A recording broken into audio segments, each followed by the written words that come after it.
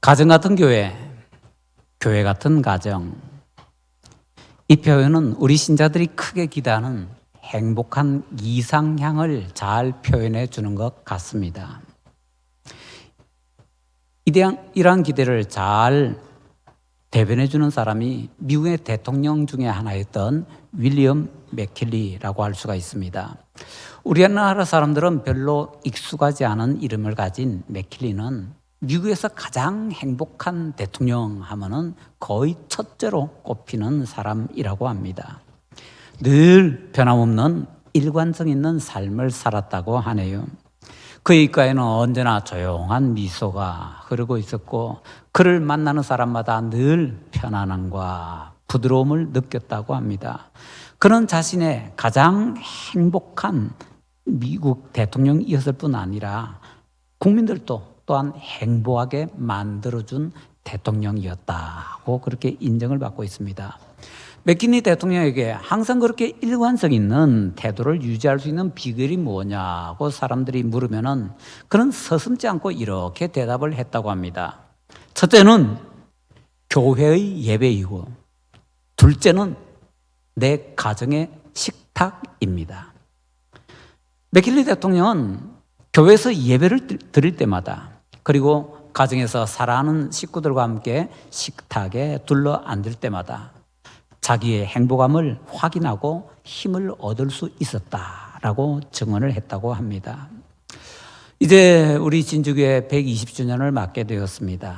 120주년을 맞아서 우리 교회가 어떤 교회가 되어야 될까라고 생각할 때 가장 하나님께서 기뻐하시는 교회, 또 우리 성도들도 가장 행복한 교회 되어야 될 것 같습니다. 그런 교회가 되기 위해서는 어떻게 되나 생각을 할 때 가장 이상적인 교회, 그러니까 가정 같은 교회, 교회 같은 가정 되면 참 좋겠다라는 생각이 들었습니다. 오늘 우리는 가정 같은 교회, 교회 같은 가정이라는 이상적인 목표를 바라보면서 2025년에 우리가 어떤 것들을 목표로 삼아야 되는가라는 것을 잠시 하나님의 말씀을 통해서 교훈을 받고 명령을 받고자 합니다. 첫째로 교회 생활이 가정 생활이고 가정 생활이 교회 생활입니다. 우리가 봉독했던 에베소서 5장 32절이 포함된 조금 넓은 문맥인 5장 22절부터 6장 9절까지를 가정규례라고 합니다. 가정에서 지켜야 되는 주님의 명령이라는 것입니다. 우리는 이 말씀에서 아내, 남편, 자녀, 부모, 종, 상전 이렇게 각각 따로 떼서 놓고 보면 안 됩니다. 이 모두가 통째로 묶인 하나이고요. 그래서 가정으로 하나로 묶여 있기 때문에 이 모든 것을 모아서 가정규례라고 얘기를 하는 것입니다. 에베소서에서 가정규례는요 21절을 이루고 있습니다. 에베소서 전체가 155절이거든요. 그래서 절수로 따져보면 155절 중에서 21절이니까 13.5% 정도에 해당하는 분량입니다. 에베소서는요 복음의 핵심 중에 핵심을 담고 있다고 인정을 받고 있습니다. 그렇게 복음의 핵심 중에 핵심을 담고 있다고 하는 에베소서에서 이렇게 많은 분량을 차지하는 주제는 없습니다. 가정규례가 가장 많은 분량을 가지고 있습니다. 달리 말하자면 그리스도인들의 복음생활에서 신앙생활에서 가장 중요한 것 중에 하나가 뭐냐? 대표적인 것이 바로 가정이고 가정에서 지켜야 되는 규례다 하는 것입니다. 만약에 신앙의 이름으로 가정을 또는 가정생활을 소홀히 하고 있다면은 가정 동안 가정생활이 이렇게 신앙생활, 복음적 생활에 있어서 아주 막대하게 중요한 위치를 차지하고 있다라는 이 말씀을 새롭게 마음에 명심을 해야 될 것입니다. 가정생활이라는 것은 그저 세상적인 삶이고 그렇기 때문에 교회에서 또는 설교에서 그렇게 침범하면 안 된다라고 생각하는 사람들이 조금 있는 것 같습니다. 그러나 시험을 가다듬고 에베소서에 있는 가정 규례를 다시 읽어보면은 그게 아니다라는 것을 안 가르쳐줘도 누구든지 다 알 수가 있습니다. 아내와 남편에 대한 훈계, 그리스도를 통해서만 설명되고 그리스도를 통해서만 명령이 됩니다. 아내와 남편에 관한 규례는요, 예수님 없이는 아무것도 얘기할 수가 없습니다. 종과 상전의 관계도 마찬가지입니다. 연결고리는 오직 예수 그리스도입니다. 그렇지만 자녀와 부모에는 뭐 예수, 뭐 그리스도 이런 말이 없지 않느냐? 글쎄요. 자녀 부모 관계에 있어서는 죽게 하듯이라는 표현이 없으니까 그렇다면은 혹시나라고 할지 모르겠지만 사실은 그 속에 포함이 되어 있습니다. 약속 있는 첫 계명이니 누가 약속하셨는데요? 하나님께서 약속하신 거지요. 하나님께서 약속해 주셨다는 것은 하나님께서 보증해 주신다는 겁니다. 그리고 또 오직 주의 교훈과 훈계로 양육하라. 아무거나 막이 아니고요. 주님의 훈계와 교훈으로 양육하라라고 합니다. 그러니까 결국에는 자녀와 부모에 있어서도 연결고리가 뭐냐? 주님입니다. 주님 뺀 자녀와 부모 관계 없습니다. 주님 뺀 상전과 하인 관계 없습니다. 주님 뺀 아내와 남편 관계 없습니다. 가정은요, 오직 주님을 통해서만 마치 주님께서 딱 풀인 것처럼 악교인 것처럼 접착제인 것처럼 중간에 딱 붙여줘야만 그래야 서로 관계를 가지고 의미를 가질 수 있다라는 얘기입니다. 그러므로 바울사도는 아내와 남편이 해야 될 일에 대해서 성령께 말씀을 받아서 우리에게 전해줄 때 이렇게 확실하게 외칩니다. 이 비밀이 크도다. 나는 그리스도와 교회에 대하여 말하노라. 아내에 대한 얘기입니다. 남편에 대한 얘기입니다. 아내가 남편에게 어떻게 해야 되는지, 남편이 아내에게 어떻게 해야 되는지 이런 얘기입니다. 그런데 얘기합니다. 나는 그리스도와 교회에 대하여 말하노라. 남편과 아내의 관계는요, 그냥 육신적인 관계로 끝나는 것이 아니라 예수님과 교회의 관계라는 겁니다. 이게 바로 큰 비밀이다 라고 밝히고 있습니다.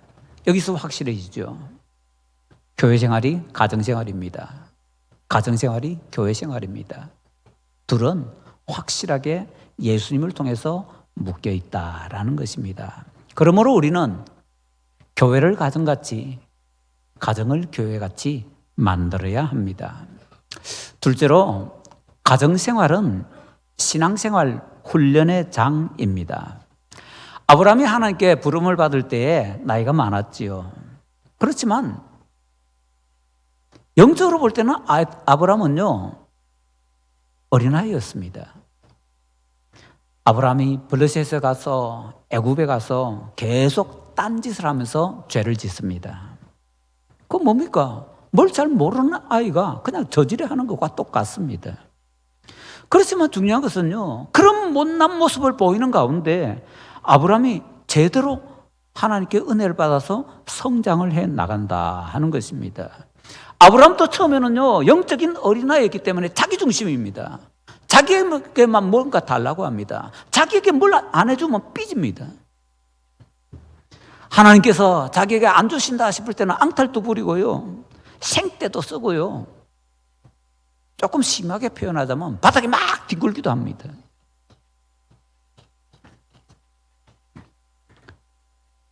그 가장 대표적인 것이 블레셋 이사 가서, 애굽 이사 가서 자기 아내를 누이 동생이다 거짓말 치는 겁니다. 그렇지만 아브라함이 하나님의 은혜로운 보호 가운데서, 보살핌 가운데서 영적으로 조금씩 성장해 나갑니다. 그 결과 어느 날 영적으로 어른이 되고 거인이 된 아브라함은 모리아산에 우뚝 서게 되고 거기서 자기 아들 이삭을 하나님께 제물로 바치려 하게 되는 것입니다. 그때 사랑하는 아들 이삭을 제물로 바치려고 할 때, 바로 그때 아브라함은 하나님의 아버지 심정을 배울 수가 있었습니다. 이처럼 아브라함은요, 가정생활을 통해서 신앙생활을 배웠습니다. 천지를 창조하신 하나님께서 세상에 주신 첫 공동체는 교회가 아니었습니다. 가정이었습니다. 이것은 굉장히 중요합니다. 하나님께서는 사람들을 창조하시고 사람들이 꼭 가져야 되는 중요한 공동체로서 삶의 환경으로서 가정을 만들어서 선물로 주셨습니다. 그러나 인간이 죄를 지음으로써 가정을 박살내버립니다. 가정이 완전히 깨져버렸다라는 것을 어디에서 가장 잘 보여줍니까? 형인 가인이 동생 아벨을 돌로 쳐서 죽이는 장면에서 적나라하게 보여집니다. 그러자 하나님께서는 십자가를 세우십니다. 그리고 십자가를 통해서 다시 사람들에게 교회를 선물로 주십니다.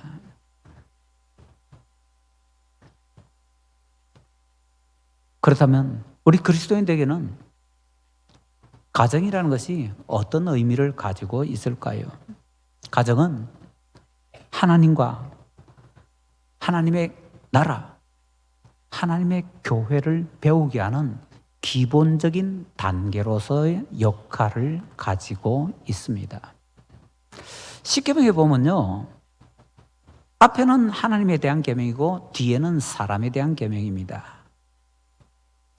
옛날에 십계명에 대해서 조금 제대로 알지 못할 때는 이런 논리도 등장했습니다. 법궤 안에 보면요, 십계명 돌판이 2개가 있는데 그 돌판에 2개의 돌판에 하나님의 말씀을 나눴을 때에 첫 번째 돌판에는 몇 계명까지 썼을까? 그러면서 어떤 사람은 얘기합니다. 첫 번째 돌판에는 하나님에 대한 계명이 내가 1에서 4계명을 썼고 두 번째 돌판에는 5계명부터 10계명까지 썼다라고 주장합니다. 그런데 어떤 신학자는요, 뭔 소리냐? 첫째 돌판에는 1에서 5계명까지 썼고 두 번째 돌판에는 6계명부터 10계명까지 썼다. 그냥 5개 나눠서 쓰기 위한 것이 아니고 5계명, 내 부모를 공경하라 라는 것은 중요한 하나님 쪽에 속하는 계명이기 때문이다. 이렇게 주장합니다. 제가 그걸 중학교 때인가 봤던 것 같은데요. 뭐는 헛소리야. 그러면서 다시 보았습니다. 그랬더니 거기에서 이런 얘기를 합니다. 내 부모를 공경하라 라고 하는 것은 자녀들이 부모를 공경함에 따라서 하나님을 어떻게 공경해야 되는지 배우게 된다는 겁니다. 그래서 부모는 하나님을 보여주는 거울로서 세상에 주어져 있기 때문에, 그래서 내 부모를 공경하라 라는 것은 하나님을 어떻게 섬겨야 되는지 그것을 배우는 아주 중요한 연결고리이기 때문에 첫 번째 반에 들어가야 된다는 겁니다. 하나님 계명 쪽에 들어가야 된다는 겁니다. 물론 제가 말씀을 드렸습니다. 옛날에 신학적으로 많이 발달하지 못했을 때 그런 논쟁을 했다라는 것입니다. 요즘은 이렇게 정리합니다. 십계명 돌판이 2개가 법궤 속에 있는 것은 이유가 2편의 문서를 넣었기 때문이다라고요. 옛날에 이제 서로 계약을 맺을 때 또는 언약을 맺을 때 양쪽이 신의 이름으로 언약을 맺습니다. 그리고는 자기들이 맺은 그 언약서를 어디에 넣는가 하면 자기 신전의 가장 중요한 곳에 넣습니다. 이스라엘 사람들에게 있어서 가장 중요한 신전의 가장 중요한 곳이 어디겠습니까? 거기가 법궤거든요. 그래서 하나님께서 이스라엘 백성들의 그 십계명 돌판을 법궤에 넣으라고 하신 겁니다. 그런데 십계명은요, 하나님과 이스라엘 백성들이 맺은 언약입니다. 자, 이스라엘 편의 언약서를 법궤에 넣습니다. 하나님 편의 언약서도 있잖아요. 그건 어디에 넣어야 됩니까? 그것도 법궤에 넣어야 됩니다. 결론 무슨 얘기인가 하면은 십계명 안에 법궤 안에 돌판 2개가 들어가는 것은 한쪽은 하나님 편 말씀이고 또 다른 쪽은 사람 편 말씀, 이게 아니고 한쪽은 사람들의 언약서로서의 돌판이 들어가 있고 한쪽은 하나님 편에서의 언약서로서 돌판이 들어가 있다는 겁니다. 무슨 얘기인가 하면은 두 돌판의 글자가 똑같다라는 겁니다. 이 돌판에는 이래서 몇 개면까지, 그 다음에 저 돌판은 몇 개면부터 몇 개면까지, 그게 아니고 한쪽 돌판에 1에서 10개면까지 다 있고요. 또 다른 돌판에도 1에서 10개면까지 다 있다는 겁니다. 만약에 처음 말씀드린 것처럼 그렇게 상상을 한다면은 그 10개면 돌판은요, 앞뒤로 적혀 있거든요. 그러면 앞면에는 뭐가 있었을 것인가? 뒷면에는 뭐가 있을 것인가? 그렇게 논의하면은 아마 맞을 것 같습니다. 자, 다시 돌아봅시다. 부모 자녀 관계는요, 신자가 하나님과의 관계를 배우는 신앙생활의 가장 중요한 첫걸음 단계라는 것입니다. 부모에게 공경하는 것을 배우지 못한 자녀는요, 하나님을 절대로 공경할 수가 없습니다. 눈에 보이는 부모님에게 공경하고 순종하지 못하는 사람이 눈에 보이지 않는 하나님께 어떻게 순종하고 어떻게 공경한다는 겁니까? 절대로 있을 수가 없습니다. 눈에 보이는 사람을 사랑하지 못하는 사람은 눈에 보이지 않는 하나님을 사랑하지 못한다, 사랑할 수 없다, 요한일서에서 분명히 가르쳐주고 있거든요. 자기 부모에게 순종하지 않는 사람은 하나님께도 순종하지 않습니다. 왜? 순종을 배우지 못했기 때문에. 우리 부모들이 정말 조심해야 되는 것은요, 부모가 자녀들에게 공경받는 것이 부모의 특권이야! 라고만 착각하는 겁니다. 라고만이라고 말씀을 드렸습니다. 부모가 자녀에게 공경받고 존경받고 공양받고 이러는 것 부모의 특권 맞습니다. 그러나 특권만 있는 것이 아닙니다. 의무도 있습니다. 부모는 자녀에게, 특히 자녀가 마음속에서부터 우러나와서 존경할 수 있도록, 공경할 수 있도록 부모의 도리를 자녀에게 다 해야 됩니다.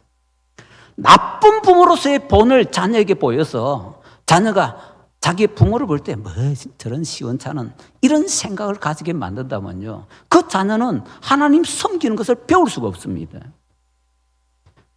결국에는 나쁜 부모의 본을 보여줌으로 인해서 하나님에 대한 나쁜 이미지를 심어주게 되고 그 자녀가 하나님으로부터 떠나버리게 만들어버리게 된다라는 것이지요. 따라서 자녀들이 부모를 존경하게 만들 수 없는 그런 부모는 하나님 앞에 죄 짓는 겁니다.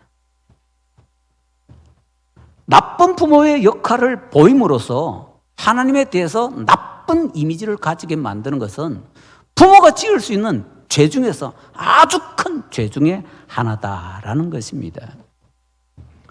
이런 중요한 원리가 유교에는 없습니다. 우리 한국 기독교는요, 유교의 부모를 공경하라라는 것을 통해서 오계명을 생각하고 있기 때문에 우리 한국 기독교는 오경을 너무 잘못 가르치고 있습니다. 부모가 그냥 자녀에게 공경받는 것은 나의 특권이야, 그것만 주장하려고 하는데 더 큰 것이 있는데, 자녀가 나를 존경할 수 있도록, 공경할 수 있도록 부모의 도리를 다 했어. 자녀가 나를 공경하고 나를 존경하는 것을 배워서 그것을 통해서 하나님 존경해야지, 하나님 공경해야지, 하나님 앞에서 내가 제대로 섬겨야지, 그걸 배울 수 있도록 만드는 거 의무지요. 사실은 이 의무가 더 큰데 한국 기독교는 이걸 지금 모르고 있는 겁니다. 더 중요한 것은 이건데, 다시 말하면 부모 공경이라는 것은 하나님 공경을 위한 첫걸음을 배우는 너무나 중요한 단계더라라는 것입니다. 자녀에게 존경받고 공경받는 것 부모의 특권입니다. 그러나 자녀에게 마음속에서부터 우러나오는 존경과 공경을 받는 것은 부모가 그렇게 될 수 있도록 만들어야 되는 중요한 의무도 가지고 있다라는 것은 우리가 꼭 기억해야 됩니다. 그런데 유교를 통해서 잘못 배우면은요, 자기의 권리만 특권이라 생각하면서 자녀들에게 잘못 행동을 하게 되고 좋은 본 하나도 보여주지 않고, 그럼으로써 부모의 자녀들에게 내 부모를 공경하라, 성경에 말씀하셨는데, 하나님께서 말씀하셨는데, 그거 참 잘못된 행각입니다. 가정생활은요, 교회 생활을 배우는 첫 단추입니다. 가정생활은요, 신앙생활에 훈련을 하는 훈련소입니다. 그러므로 우리는 교회를 가정같이, 가정을 교회같이 만들어야 합니다. 셋째로, 교회를 가정같이, 가정을 교회같이 만들어야 됩니다. 표어로 말하자면요, 가정 같은 교회, 교회 같은 가정, 이게 훨씬 멋있어 보입니다. 요즘 젊은 사람들 말로 있어 보입니다. 가정 같은 교회, 교회 같은 가정, 이거하고요, 교회를 가정같이, 가정을 교회같이, 이거하고 비교해보면 뭔가 어감이 다릅니다. 그런데 왜 우리 진주교회는 하필이면 2025년에 좀 더 있어 보이는, 좀 더 매끄러워 보이는 가정 같은 교회, 교회 같은 가정, 이런 표현을 만들지 않고 왜 우리는 교회를 가정같이, 가정을 교회같이, 이런 표를 우리 앞에 세워서 이것을 목표로 나아가고자 할까요? 생각과 말과 혀로만 아니라 제대로 행함과 진실함으로 교회를, 가정을 그렇게 의미 있는 공동체로 만들어 보자라는 것입니다. 요한일서 3장 18절에서 우리에게 이렇게 명령합니다. 자녀들아, 우리가 말과 혀로만 사랑하지 말고 행함과 진실함으로 하자. 한 번은 인도의 유명한 마하트마 간디가 기차를 타고서 인도에서 여행을 하고 있었습니다. 그런데 그 기차에서 간디를 모르는 어떤 사람 하나가 기차 통로에다 침을 계속 뱉고 있습니다. 얼마나 더럽습니까? 그래서 간디가 그 사람에게 가서 권유를 했다고 합니다. 그 침 좀 뱉지 맙시다. 그랬더니 그 사람이 간디를 쳐다보면서 하는 소리가, 내가 통로에 침 뱉고 싶어서 뱉는데 당신 왜 그러냐고, 뭐 어떻냐고. 그러면서 오히려 더욱더 칵퇴 계속 하고 있는 겁니다.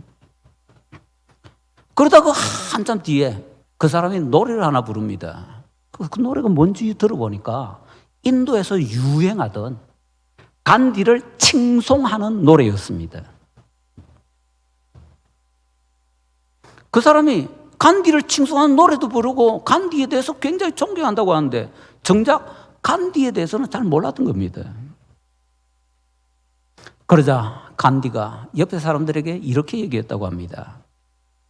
저게 바로 나를 따른다는 사람들의 문제입니다. 나를 칭송하는 노래는 부르면서 내가 하라는 행동은 하기 싫어하는 것이 문제입니다. 그렇게 말과 혀로만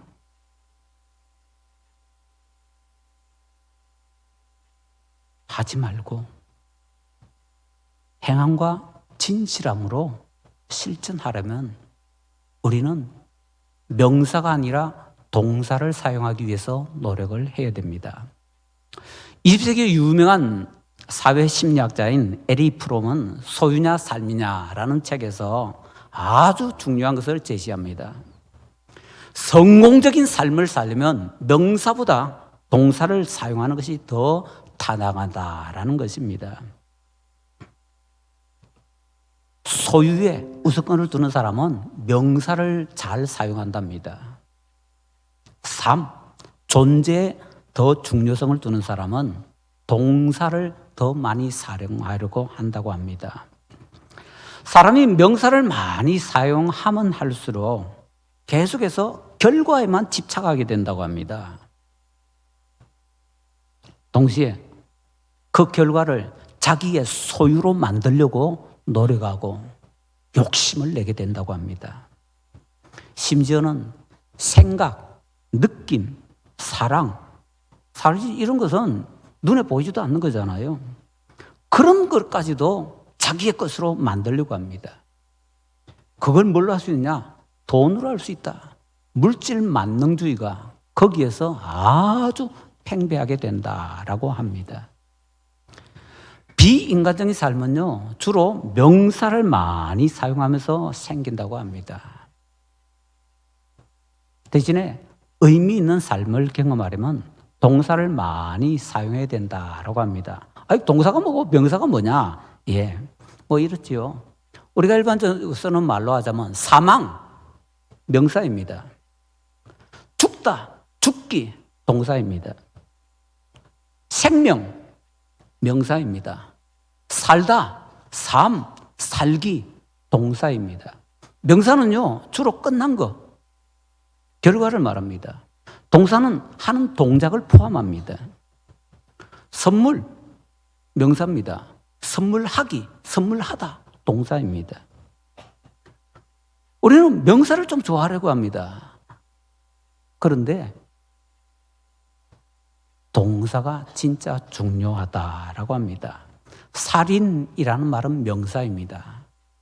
죽이다, 죽이기는 동사입니다. 살인, 누가 누구 살인했대 말을 들으면요, 우리는 그 말을 듣는 순간 우리의 머릿속에서는 어떤 것이 떠오르는가 하면 살인이라는 것은 이미 저질러졌고 그래서 그 일에 대한 심판이 있어야 되니까 그 사람 처벌받아야지, 재판받아서 사형받아야 될 것 같은데 라는 생각으로만 바로 들어가게 된다고 합니다. 그런데 누가 누구 죽였대 라고 하면은요, 왜? 반응이 다릅니다. 살인이라는 단어를 쓰면은요, 결과에만 집착을 합니다.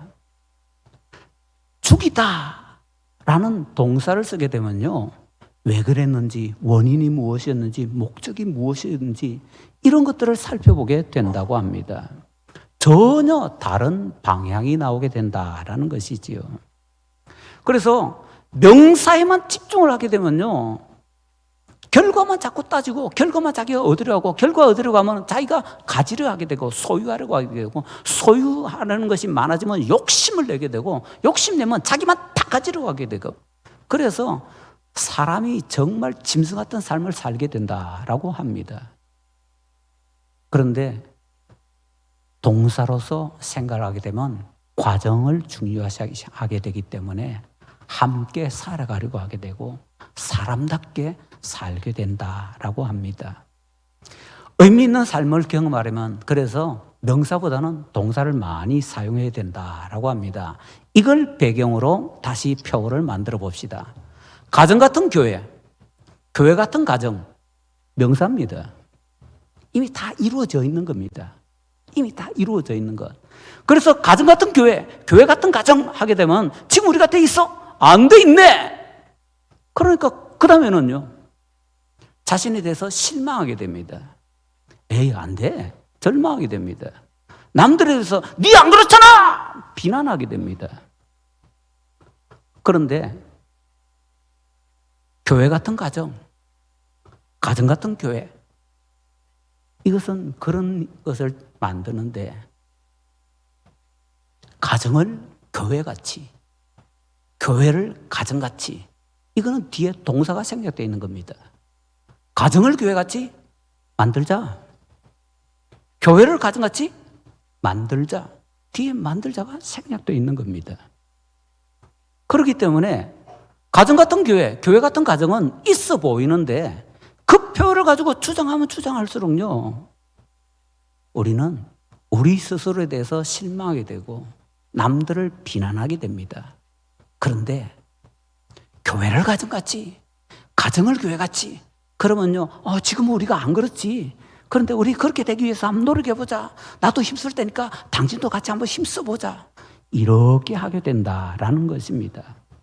아직 안 만들어졌기 때문에 함께 이루어 나가자라는 그 동작이 모이는 과정이 아주 존중되게 된다라는 것이지요. 가정과 교회의 소중함을 눈으로 볼 수 있게 우리에게 잘 전달해주는 세계적인 대작 하나가 있습니다. 밀레의 만종이지요. 열심히 밭에서 일을 합니다. 그러다가 저녁이 되어서 교회의 종소리가 땡땡 들리니까 오늘의 일을 마쳐야 되는구나. 그리고는 부부가 같이 두 손 모으고 기도를 하지요. 거기에 교회가 있습니다. 거기에 가정이 있습니다. 교회를 가정같이, 가정을 교회같이 만드는 과정이 바로 거기에 담겨 있습니다. 밀레의 만종처럼 말과 혀로만 아니라 행함과 진실함으로 교회를 가정같이, 가정을 교회같이 만드는 복된 2025년이 되기를 간절히 바랍니다. 우리 성도님들, 교회를 가정같이, 가정을 교회같이 행복하게 만드는, 그래서 그 행복함을 누릴 수 있는 복된 2025년이 되어서 120주년을 맞는 우리 진주교회 하나님의 은혜 풍성하게 누려서 그 풍성한 은혜를 옆에 다른 사람들에게, 옆에 다른 교회에 나눠줄 수 있는 복된 성도, 복된 교회 되시기를 예수님 이름으로 축원합니다.